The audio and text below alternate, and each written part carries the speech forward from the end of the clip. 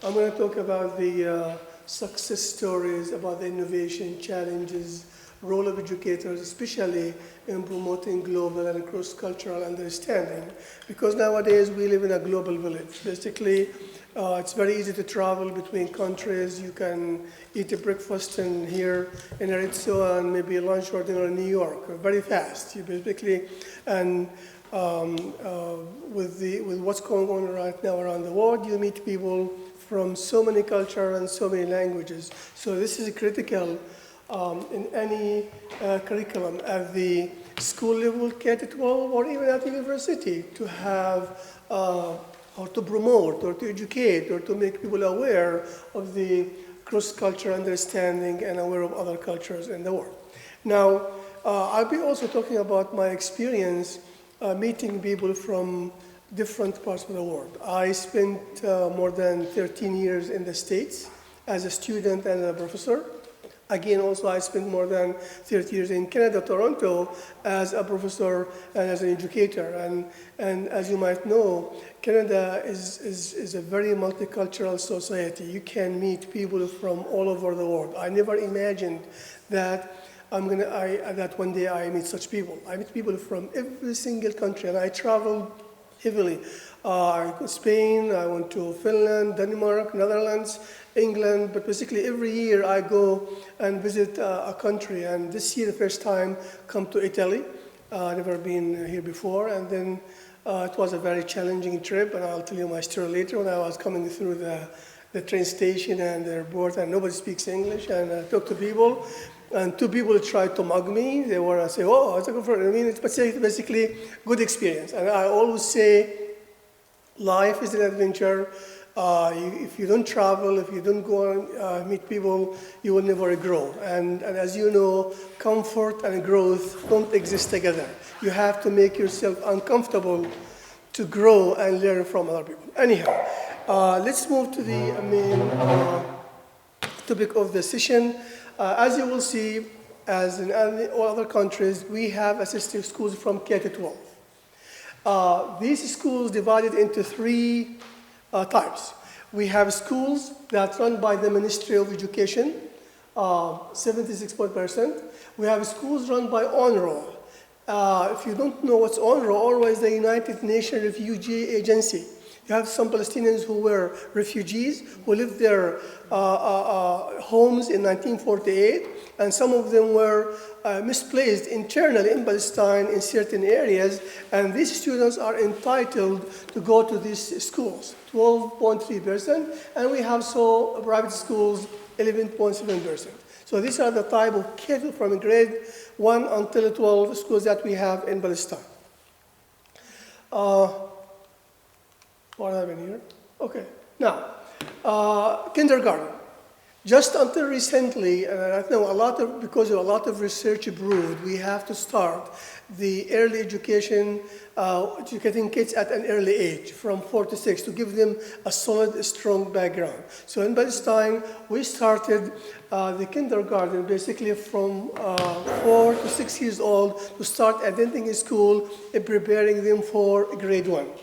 And also why did we do that? Because really, education in Palestine has high priority. And as you will see later, the literacy rate is so high. Basically, education in Palestine is a cultural thing where parents work so hard to give the kids a chance to go to university. They will sacrifice, they will save their money in order to enable their children to finish high school and go to university. So education is a priority. It's the way out of so many things. And most people have degrees and they are educated in Palestine. Even sometimes if they don't find jobs after graduation, they prefer to go to university, get their BA degree, and sometimes their master's degree, because education is one of the most important things that people need in their lives. Let's see how we divide the K-12 schools. We have basically 3 levels. Grade 1 to 4, we call it the basic level, preparation. Kids go from grade 1 to 4. And then we have the upper basic level where kids go to school from grades 5 to 10. And after that, we have the secondary stage, which is grade 11 and 12. At the secondary stage, grade 11 and 12, basically you could choose, go to the scientific stream or literary stream, which means some students choose to go and study math, physics, biology, chemistry. Those will go to scientific stream, and when they finish high school, they will go study medicine or basically the science disciplines.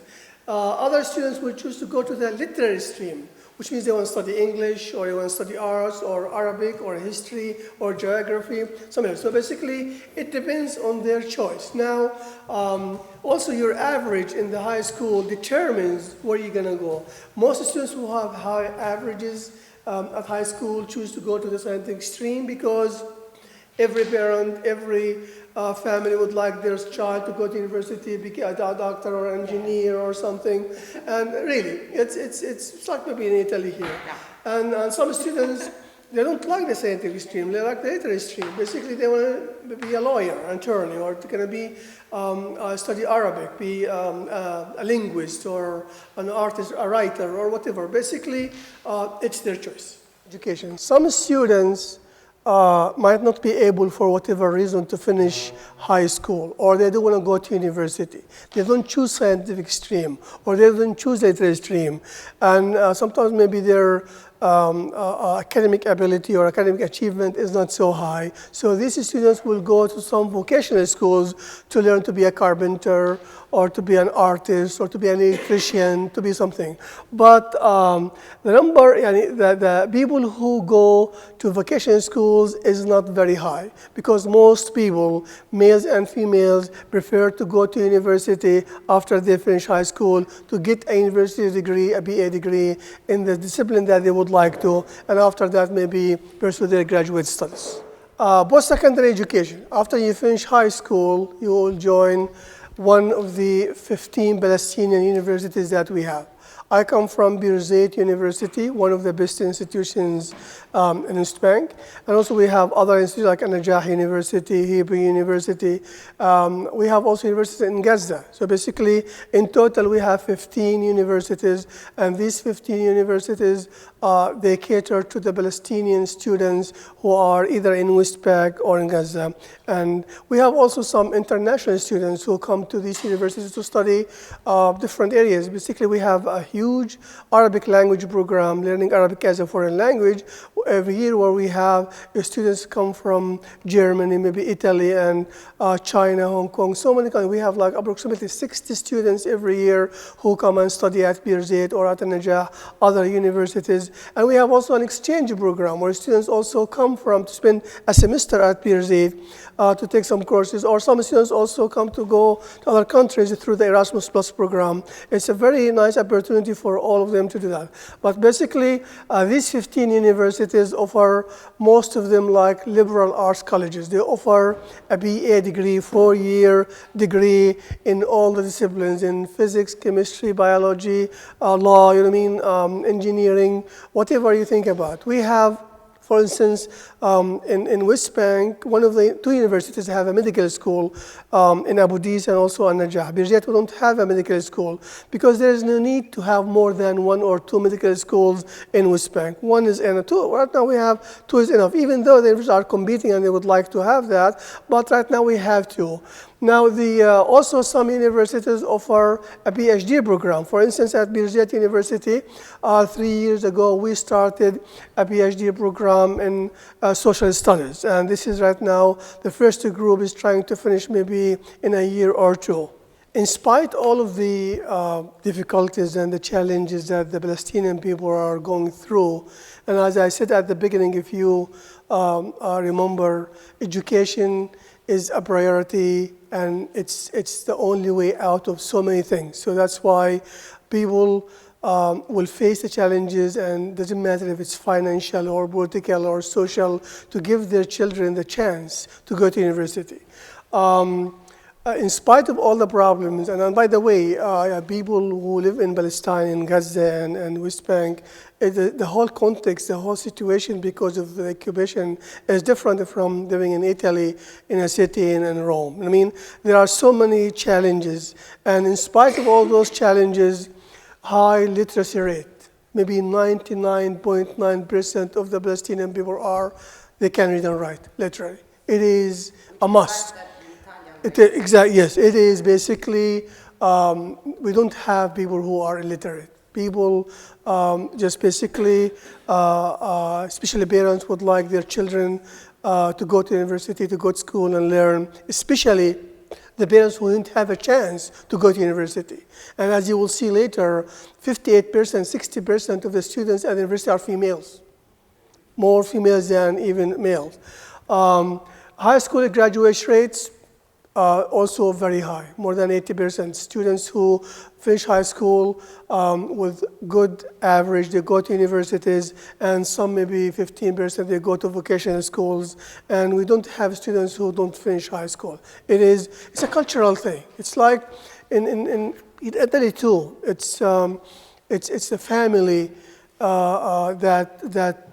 that supports their children to go to schools. And by the way, we don't have loans to go to university. For instance, when I was going to university, I know that my parents were saving every single dollar for Hanwar to go to university, to pay the fees and also expenses. Even sometimes if you have to save the money at the expense of the family, they sacrifice. Basically, without this support, we can't finish. So basically, especially if you are a good student and you would like to study, your parents will support you in any way possible. Even if they have to borrow money to send you to university, they will do that. And that's why we have many students finish the Tawjihi, which is the grade 12, and then go to university. Access to higher education, I'll give you for instance, at Birzeit, an example. We have students who can't pay the fees, and then we, the faculty members, deduct from our salaries to donate money to the account that support those students who can't pay the fees of the university. And sometimes even other people will say, okay, and I will pay the fees this year for this student whose family is not able to go to university. So there is a lot of financial, social, and economic support for students who can afford, because we don't want financial issues to stop you from not going to university. I mean, you don't borrow, you don't take a loan from the bank. You don't, basically, we support you. And also, we have at the university an honor program. Students who have an honor, high averages at the university, they will be, what's the word I'm looking for? They will be relieved or exempted from paying the fees because you have high academic achievement, 85 average and above, and many students work hard and they get that average basically to continue their education, a scholarship from the university, and not pay any expenses. Equality between males and females, 57% of university students are females. Basically here, in my classes at the university right now, this semester and every semester, I look at my class, I have one class is 31 females, another class 33 females. In the master level, all of them female, one class, all of them are females, and one other class, one male. And believe me, students, especially at the master level, they're married, they have jobs, they have a lot of responsibilities, and in the afternoon, from 2 to 5 o'clock, they will come and take classes in order to finish their master's degree.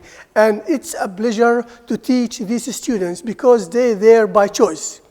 These moms and these teachers and these principals who after work, they will say, okay, twice a week, I'm going to go to university to finish my master's degree in any discipline from 2 to 5. So basically, this will tell us the importance of education and how people value that. Inclusive education, this is a new inclusive education concept. We borrowed this from the West and from you guys. Inclusive education, for instance, in maybe in Italy or in Canada or in States, means you include everybody, regardless of the color of the face, regardless poor or rich, regardless of your language, regardless of your original country when you immigrate, regardless of sexual orientation, regardless of anything. So we borrowed this concept. Now I'm applying it into Palestine, that we have to include students who sometimes they come from poor families or rich families, students who come from the city or rural areas, students who sometimes academic level is not high or lower high. Basically, the classroom should include everybody, regardless of the differences, and they should have equal education. And in most cases in my classes, I'll tell my students, I train teachers and I train principals. I say in your class, you need to be able to include every single kids who are really poor, kids who come without a breakfast, kids who come really not without bathing even. These are the kids that you need to include in your class and take care of them before the other kids. I mean, basically you serve every single child. So we try to include this. And I work with the Save the Children organization on many projects in Palestine to train teachers and the principals at public schools and in private schools on inclusive education. So basically for the last 3 years, we try to raise awareness about what's inclusive education. And sometimes people say, especially children who have some learning difficulties or they have learning issues, and some teachers will say, we can't mainstream or accept these kids in the class. No, we need to do that. Also, it's good for the kids to be included in a normal classroom with other kids so they can develop. So this is really an emphasis. Also, IT. IT is also a priority. The Ministry of Education and many schools, they would like to train their teacher and students using IT education because it makes learning interesting, enjoyable, effective, and efficient. You saw at the Palestinian universities in the past, most students who go to science, sometimes males, but this has changed. Now you can find female students going to scientific disciplines and engineering and physics and math, you know what I mean? So basically it's still more males than females, but much better than before. Now you have many students who go and study math and physics and chemistry or engineering, I mean, for those male-dominating disciplines. I mean, so it depends on your interest. Now, if you go to education, you will find most of the students are females. This is also a cultural thing because many people say, okay, for females, it's much better for her to work as a teacher because 8 until 1, 2 o'clock, go home, take care of the family and issues. So basically, it's a convenient thing. But it's still, and they major in physics and math and chemistry and English, different disciplines. But still, we saw a change in this trend. So right now, they go into medical school. They go into being a dentist or being a general practitioner or study physics or math. This trend is changing. Now, it is, I always say, you choose your major, not your parents. Okay, I want to be a doctor. Okay, parents support you. In the past, sometimes parents say, oh, you have to study this and you have to study that. I play a major role in this. And when I meet my students, I will say, how many of you here by choice? How many of you here chose your major, not yours? You say, yes, because if you choose something you love to do, you do a great job and you have fun and you make money. You mean you don't have to force yourself to do something that you don't like to do. You want to enjoy that. I mean, enjoy something and make money. So basically, they have the choice, whatever they want to do. We, for instance, here in our departments, it's a small department. We have 12 faculty members, and you could find we have maybe 5 females and 7 males. And all of them, by the way, are doctors. Yani we have Dr. Khawla, Dr. Fathiya, Dr. Ola, Fatima, and all of them are educated in the States. They will get scholarships and they will go to the States and get their PhDs in math teaching or in curriculum instruction in English. I mean, so basically, yes, we do have, and the high academic achievers among females, they will pursue. I told you in my master classes, when I look at my master classes this semester, I have 2 masters. In both classes, I have females. I have only 1 male who's a principal of a school coming to do his master's degree. So education, especially among the female population, is more popular, or they would like to go and do that. It is basically they want to develop themselves. They want to take care of their families. Also, but males come to graduate school, but not like females. So basically, yes, we have a balance, and I think especially for females, sometimes when they go and pursue their degree, it's like for them, an enriching experience, a developing experience. I don't want to just stay home and take care of kids and make cookies and cook. I want to also go and read. And by the way, and I look at my wife. My wife is an engineer. She has a master industrial engineering.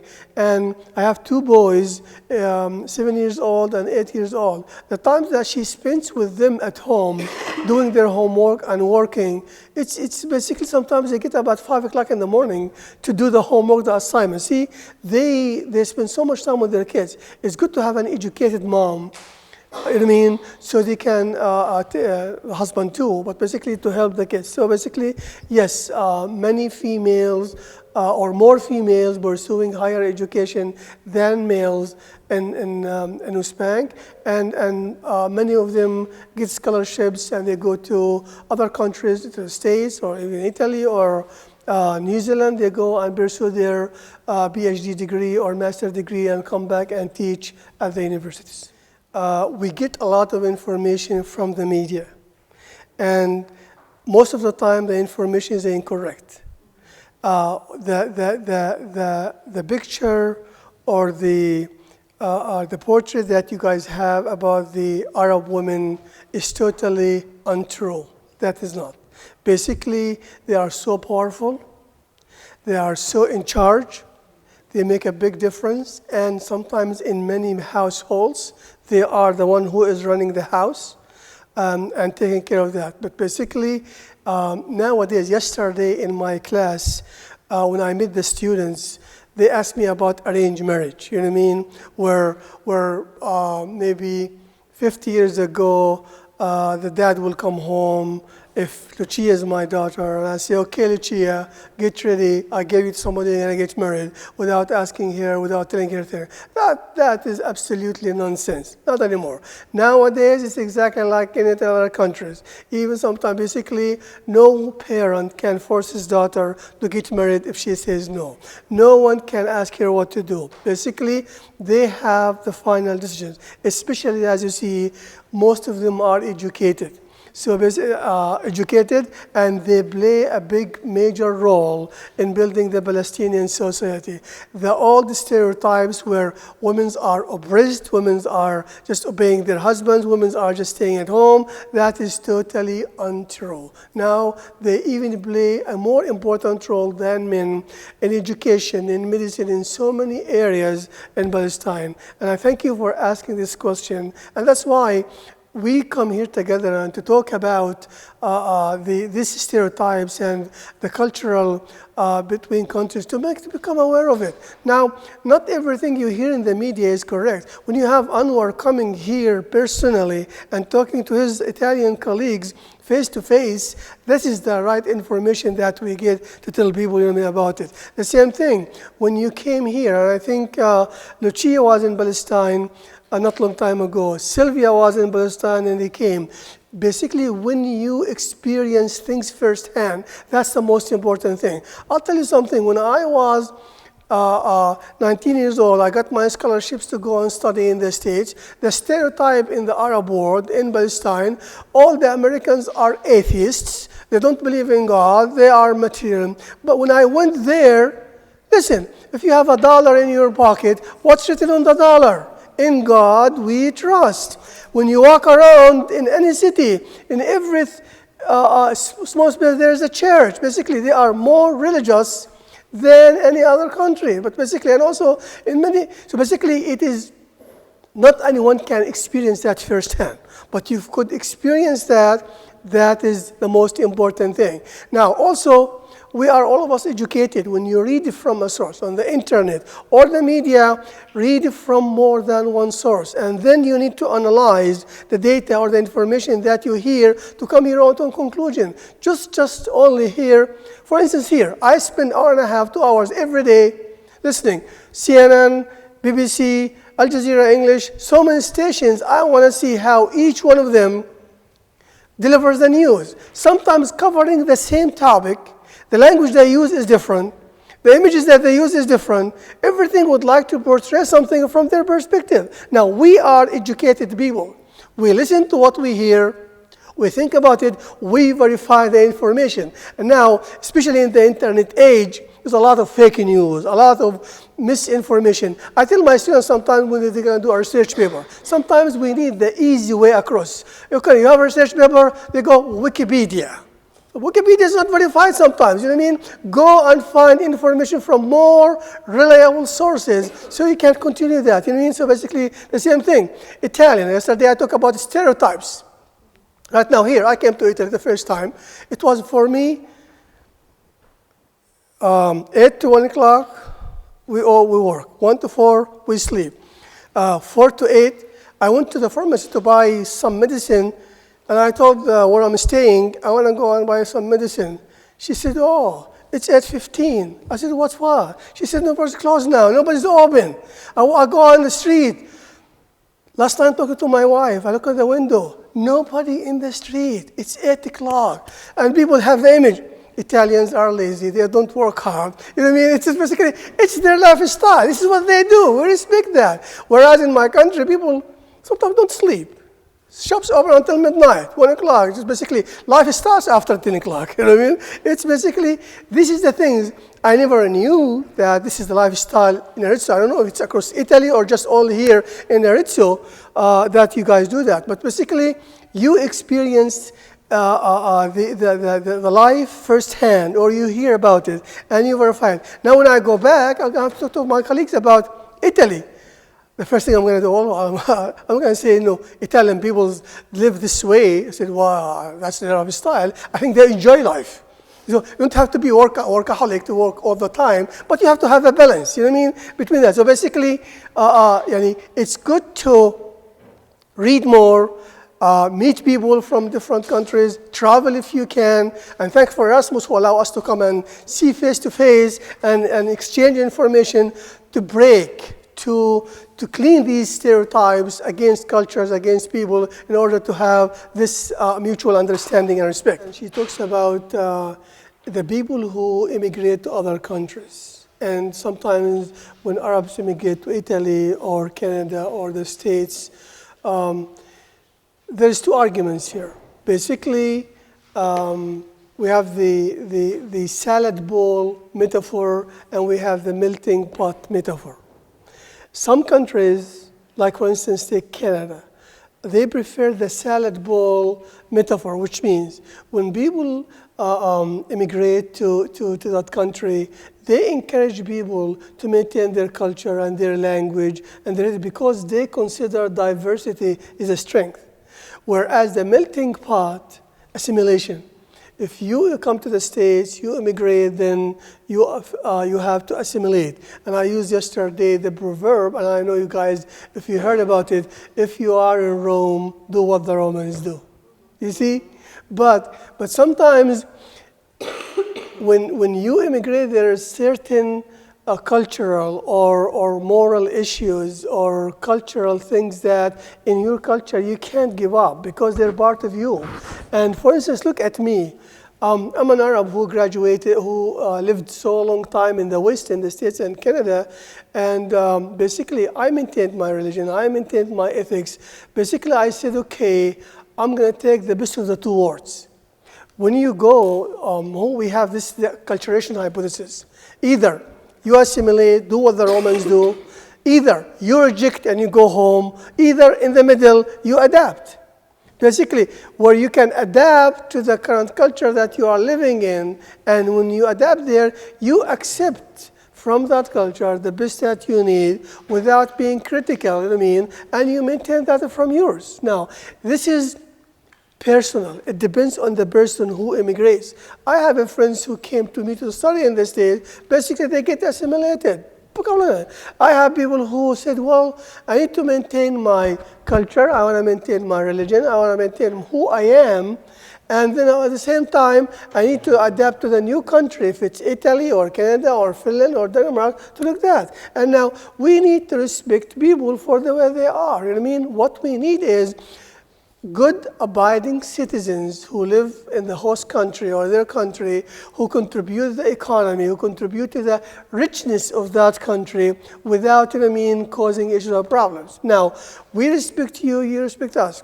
There's no culture or religion better than the other. We're different. The most important thing is to to understand, to be aware, to respect that culture that you are dealing with, even if you disagree with that. You know what I mean? The only thing is what? Don't be judgmental. Don't judge them based on the principle of your own culture. They don't know. This is, you live this way, and they live this way. Now, let's each one live the way they want, but we respect each other, we cooperate, and that's the most important thing. There's no need to. Now, some people here, in Canada, for instance, in Quebec or in Italy, some people wear the veil. Some people don't wear the veil. Some people cover. Some people don't cover. That's an optional. We have to respect. Some people go to streets semi-naked. You know what I mean? So basically, we have to respect that. They have a choice. This is the way they're dressed. That's fine with me. We don't have to comment on it. The same thing, we have to respect it. So that's why this cultural diversity is a strength. And I think Canada even showed the world how people from so many cultures could live together in harmony. It is basically there, they maintain their, you have the Greek, you have the Italian, you have the Sri Lankan, the Pakistani, the Indian, the Arabs, but basically all of them. And sometimes yesterday I mentioned even about interracial marriage. The best scene I saw in Canada, I was walking the streets, an African American, a big guy, African American, walking with petite Chinese lady, married, with a kid. It was, look at that. You know what I mean? This is an interracial marriage. How people, how on earth, see a big, African American. And by the way, I use African American because it's more respectful than using black. We don't call people by the color of their face. You see, the same thing. So, but basically, now this interracial marriage, or these are the people who are from different cultures come across.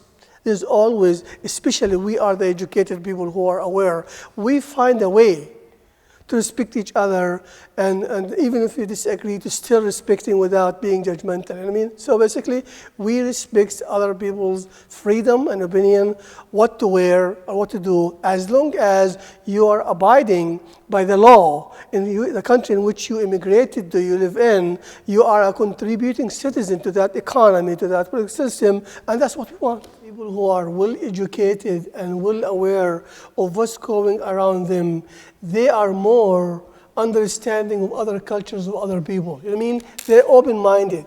Yeah. That's what we want. We need people who are open-minded, you know what I mean, rather than closed-minded. Closed-minded people don't accept other religions, don't accept other cultures. They are really just basically stuck to their principles. Now, most people right nowadays are very educated and very open-minded, and they come across so many people. Now, that's why education is the most important thing in educating people and also promoting peace among nations, because when you educate people, they become more educated about what's around them in the world. They will be able to analyze and think for themselves rather than being just a closed-minded person who is really it's black and white. You know what I mean? Either here or this way. That's why to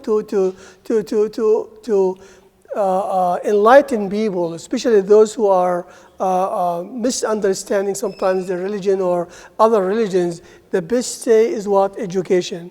But in Palestine, education is so important and critical, you know what I mean, to understand the people around you, and also to practice and understand your religion and other religions too, you know what I mean? And I was reading about so many religions around the world. I want to understand them. The same thing here. This is the most important thing. Now, in the States sometimes and in Canada sometimes, they invite people from all religions.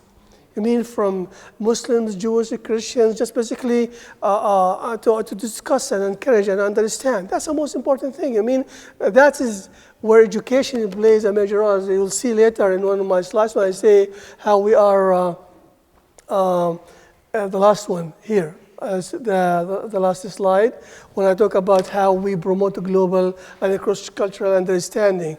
Basically, the teacher educational programs, when we train teachers, We emphasize that because they are the people who will be in contact with students. You know what I mean? So basically, you raise the awareness.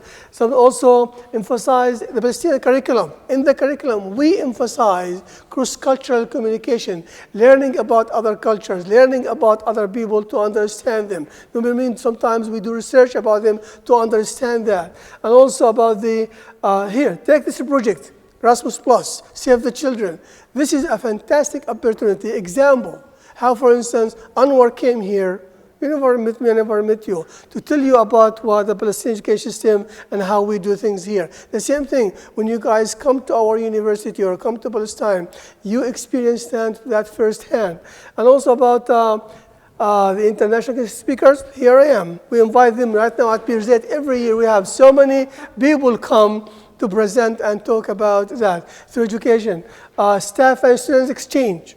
When we exchange students to go and spend a semester here in Siena or Arezzo or in Palestine. These are the things that help Marco to open people's mind and educate them about other cultures and be able to think for themselves rather than being what? Close-minded, illiterate, who just only misunderstanding sometimes other cultures and their own cultures. We teach Italian language and culture, optional. Turkish language and culture, French language and culture. Who pays for that? The embassy, the Italian embassy, will bring an Italian teacher, and they pay her salary, and they pay the expenses. They offer the course at the university. What is the purpose of that? Educating people about Italian language and culture. The same thing, look here. Yesterday in my class, you have some of your students who are taking Arabic. Fantastic. They are taking introduction to Arabic and also the culture. Basically, when you have something like Hayat, teaching them the language and about the culture firsthand. This is to enlighten them, to teach them about now. Later on, if they are interested, they can do their own research to experience or to get more information about the Arabic culture, or sometimes if they have a chance to come as an exchange student to spend a semester at Progetto University to interact and deal with people. It's just basically now all governments around the world interested in promoting their language and their culture. The same thing the Arabs. Arabs pay so much money to other universities in Italy, in Denmark, in Finland, in the US to establish an Arabic program to teach people about Islam, Islamic religion, about Arabic language, about culture. The most important thing is that we educate ourselves and we educate our children through the education system, that we minimize the close-mindedness that some people have about other people. The days are gone when people just stay born in this village, live in this village, die in this village. You don't meet any people from other countries. That's over because you stay close-minded. Look at me. I changed so much. When I was 18 years old, finishing high school and when I go and study, I have so many stereotypes about other religions, about other cultures, about other people. But when I had the chance to travel and study in the Western world and come to universities to Italy, Finland, Denmark, England, I start to understand, you know what I mean? It's basically those cultures, and also sometimes even educating them about the Arab culture, educate me about their own culture. I become so happy that I got all this information now, very open-minded. I don't judge people, I respect people, I travel things, based on all of these things. And this is, as educators, it's our goal to promote that among our students at an early age. And for my children, for instance, it's basically I educate them about, they meet people from different cultures, different countries. These are people from, oh no, they're different. Yes, they speak English, they speak Portuguese, they speak Italian. And sometimes every time I have guests who come, I take them to my house, and my kids will meet them, and sometimes Italian or sometimes French or British. And my kids will meet them and interact with them basically in English, and they understand the education. It's a great experience. I take my kids every year to travel, to introduce them to other culture. This is the way to build this understanding rather than you're in Arezzo, you stay in Arezzo. You don't interact with other people, you're going to travel, you stay close-minded. And this is very dangerous. It is when you look at the world like black and white, or you are the right and they are the wrong. That's totally unacceptable. You know what I mean? You need to understand their culture. You need to understand their way of life. And then, in this case, you'll be able to have a mutual respect and understanding, what we call BCK. pedagogical content knowledge. Content is, I'm an English teacher, I should know English to be able to, but that's not enough.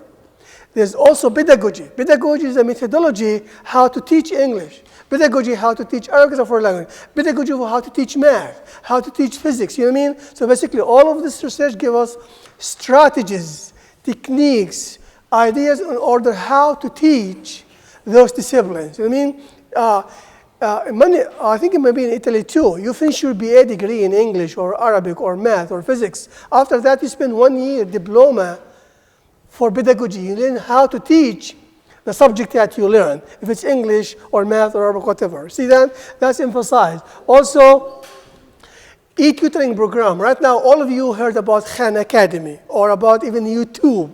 The same thing, we're building a lot of videos available for students in so many subjects, so students at home can have access to, for math, for English, for Arabic, whatever, to watch on their own, you know what I mean, to learn and then come from class. And this will take us to the flipped classroom instruction. I don't know if you heard about the flipped learning. Basically, you watch the video at home and then come back to class and discuss that. And also about the we talked about the student-centered instruction. It's also related to the project-based learning, problem-based learning. These are so excellent strategies when you right now design, assign students projects to build their critical thinking skills, problem-solving skills. So all of these are new innovations in our curriculum in order to empower, engage our students. Instead of becoming passive, they're active learners.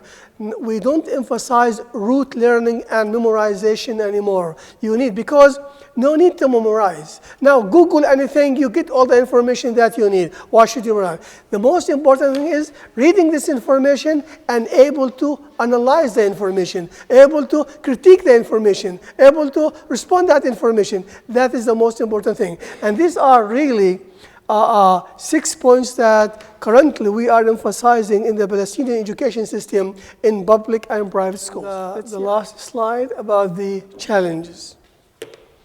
It's basically, as you see here, we have a challenge in attracting the best and the brightest people to the education systems. I don't know if you guys have the same thing here in Italy. We need the best people to become teachers. We need the brightest people. Many people choose not to become teachers because of the money issues. Salaries are not good. Now, I don't know if you heard about the Finland education system. It's a fabulous education system. In Finland, teachers are more respected than lawyers and medical doctors, and they make more money even. And they have one of the best education systems in the world.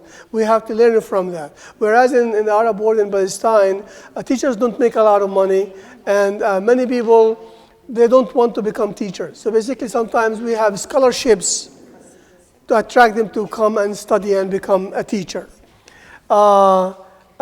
Instructional practices. Change is very hard. Now, people used to rote learning, lecturing, memorization. And if you look at the slide before, we're trying to change into these areas. We're making a difference, but it's not easy. It's a challenge. But we don't give up. We need to change. We don't want the teachers just to be the focus of the learning process, lecture and move out. No, students are active, engaged learners. I mean, they are the center of the learning process. We are also working on it, but it's also a challenge. And also, in Palestine, we have so many initiatives from the World Bank, Save the Children, Erasmus+, the MDs, the British Council. We have so many initiatives coming from the world to help improve the education system. This is sometimes not good. It's good to have too many, just basically conflicting. It's good to have one initiative from the World Bank that we focus on it and do it. But when you have so many things, so many projects, people just basically scattered all over this, and it's really, you lack the focus. And I worked with the World Bank, I worked with Save the Children, I worked with the Middle East, I worked with the British Council, I worked with them, many projects. We don't need that. Sometimes millions of dollars, you know what I mean? But basically we need to have less initiatives, focused ones, from the World Bank or Save the Children or the European Union, and focus on certain things that we improve the system. You know what I mean? And also designing effective professional development. Here, this is an issue too. We need good professional development programs for teachers during the year. This is one size fits all. It doesn't work. We need to tailor those developments to teachers' needs. You know what I mean? And that's really also a challenge because sometimes we ask teachers to go to attend sessions in their weekend. But this is my day. I don't want to go on Friday or Saturday to attend. This is my day home. Send me during the working day so I can attend. So it's also a challenge to develop effective programs. We are doing that, and hopefully, I didn't say problems, I say challenges on purpose. Challenge, having the mentality, the positive mentality, you overcome that. You know what I mean? And we will, basically, because considering education one of the most important things in this time. And also, teachers burnout. Teachers burn out sometimes. That's why we need always renewal. When you teach for 15, 20 years, and I always say to the teachers, you might have been teaching for 25 years, but maybe you only have 1 year of experience, not 25. And they will say, how? If you are a teacher for 20 years, 25 years, and every year you are doing the same thing, you have 1 year of experience. You don't have a 25 years experience because there's a renewal. But if you are a teacher who every year attend a conference, look for new ways to do things, you are also changing. Even this in the same day, when you have the same class, you don't teach it the same way the second time. These are good teachers who reflect. Let me see. So basically, we need to be able also, now that's why teachers, one of the complaints, before I came, I said, I'm going to Italy to talk about that. They said, we wish we could do that. Now for the first time, and I hope it will be approved, I am planning to take a group of my English teachers to England for 2 weeks just to experience the English language culture and meet people and talk about it, and they will pay for it from their pockets. They're willing to do that. The same thing, I worked with Teachers Without Borders last semester from Finland. Now we're also planning to take like 5, 6 teachers to go to Finland to experience that. You know what I mean? Just to take them out. My master's students, right now I have 12 master's students, and they were saying, Hanwar, we need to plan a visit to an English-speaking country so we can go and visit for 2 weeks.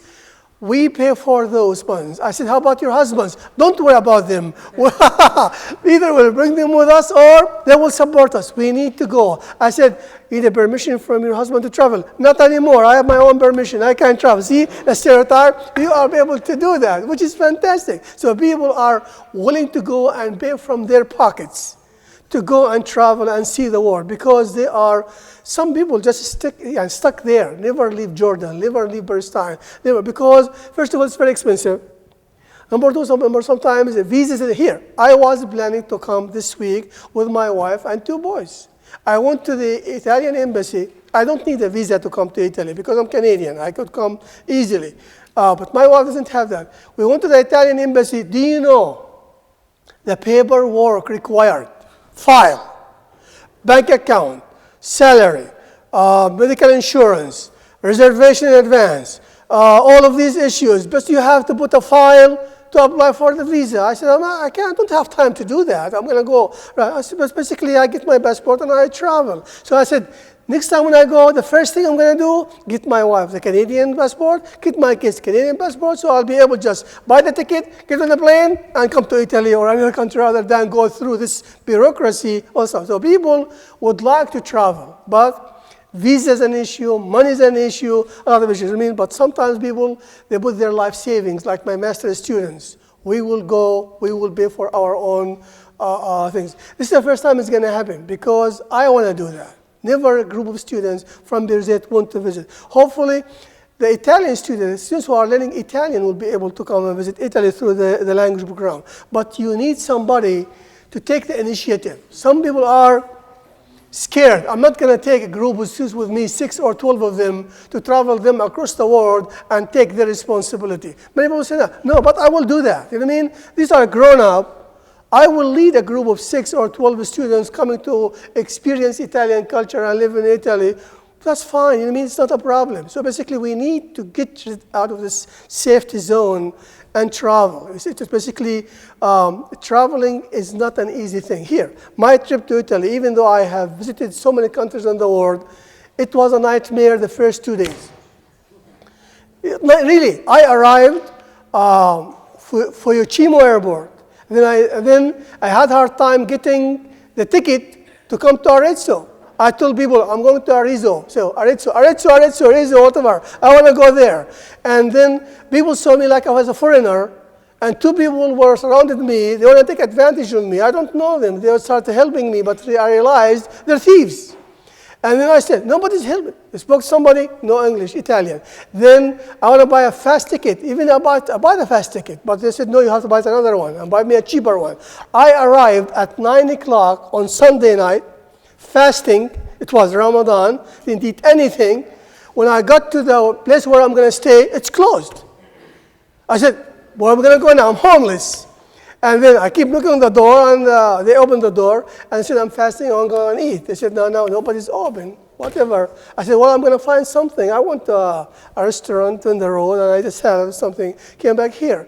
It is basically go to Harissa too. It's not comforting, but it's a good experience. You know what I mean? To go through that.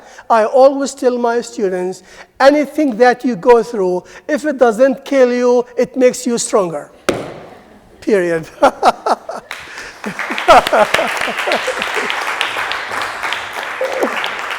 We're working with the Ministry of Education to build this. We have a relationship.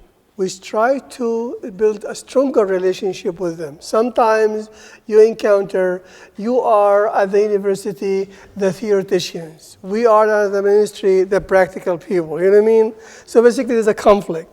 And that's why we have a relationship, but it's not as strong as we would like it to be. So we work with them in order to strengthen that, to open the schools to our research, to open their schools, to send our students for practicum training in a semester. You know what I mean? Some of the principals are cooperating with us, some of them not. And as in Italy, the bureaucracy, I send the students to schools, no, you have to bring a letter from the person, you have to do and do that. You know what I mean? So we need to make it easier, more convenient for students to go without going through all these hoops to go and do something at the school. You know what I mean? That's why we need, since we work for the same goal, preparing teachers for the future for the school, so we want to make it easy for them and strengthen the relationship between the teachers and the students. That's what I mean by that. You know what I mean? So basically always, sometimes issues between people when they talk, but the best thing is just to work on that and strengthen it and solve issues rather than